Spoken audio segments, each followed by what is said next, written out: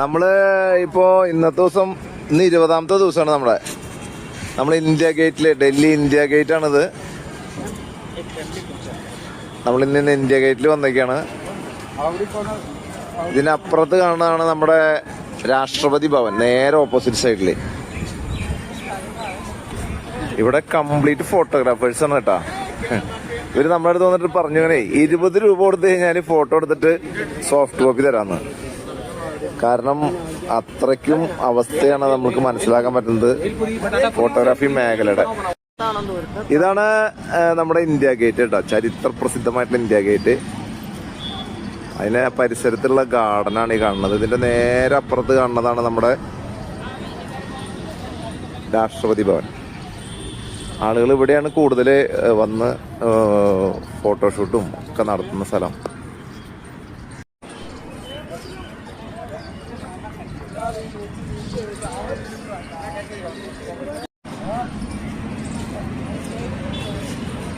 India gate കണ്ടിട്ട് വരുന്ന ടീമുകളാണ് കേട്ടാ.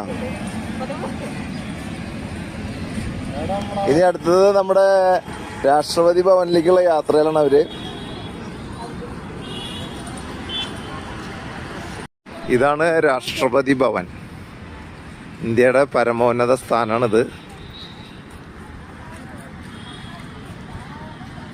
നമ്മുടെ രാഷ്ട്രപതി ഇവിടെ ഇരുന്നാണ് നമ്മുടെ കാര്യങ്ങളൊക്കെ നോക്കുന്നത്.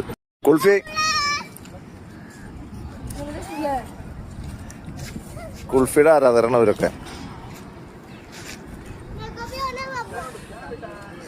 നമ്മുടെ ഒരു ദേശീയ ഭക്ഷണം ആണ് തോന്നുന്നത്. എവിടെ പോയാലും കിട്ടും, നോർത്തിൽ പ്രത്യേകിച്ച്. നമ്മുടെ പഴയ പാർലമെന്റ് മന്ദിരം ആണിത്.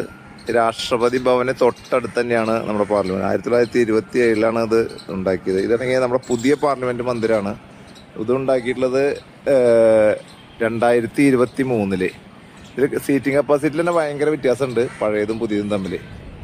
ഇവിടെ നിന്ന് നമ്മളിപ്പോൾ അടുത്ത ജംഗ്ഷനിലേക്ക്, അടുത്ത സ്ഥലത്തേക്ക് പോവാണ്.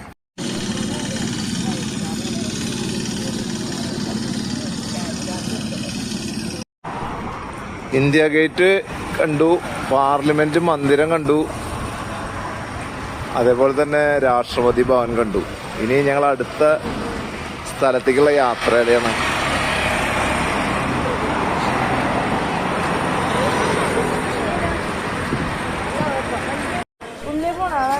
ഇത് റെഡ് ഫോർട്ടാണ്.